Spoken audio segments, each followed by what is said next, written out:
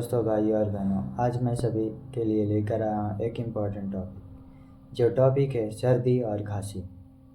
तो आइए चलते हैं हम टॉपिक की तरफ और जानते हैं क्या है मेरा उद्देश्य। मेरा पहला सवाल, सर्दी और खांसी में एंटीबायोटिक लेना ज़रूरी है? जवाब, नहीं। क्योंकि सर्दी और खांसी वायरल इन्फेक्शन है। वायरल इन्फेक्शन में कोई भी एंटीबायोटिक काम नहीं करेगा। दूसरा सवाल है, एंटीबायोटिक लेने के क्या नुकसान होते हैं?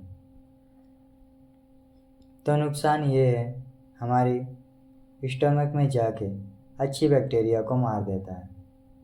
गट इन्फेक्शन हो जाता है जिसके कारण लूज मोशन, इंडाइजेशन की समस्या हो सकती है।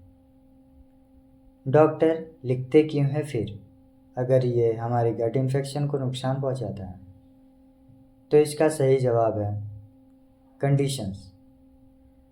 अगर आपको हाई फीवर, ग्रीन स्पुटम जैसी समस्या होती है तो एंटीबायोटिक लिखी जाती है, लेकिन साथ ही साथ प्रीबायोटिक भी दी जाती है। प्रीबायोटिक क्यों दी जाती है? प्रीबायोटिक जो हमारी स्टोमक में अच्छी बैक्टीरिया को स्टोर करने का काम करता है, उन्हें इम्प्रूवमेंट की काम करता है, इंडाइजेशन को इम्प्रूव करता है, जिससे हमारा 3 दिन का 5 दिन का कोर्स पूरा होने तक स्पोरलेट हमारी स्टमक को अच्छी बैक्टीरिया को बचाने में साथ देता है। एंटीबायोटिक के साथ हमेशा प्रीबायोटिक लेते हैं, और आपने ध्यान दिया होगा तो डॉक्टर भी लिखते हैं।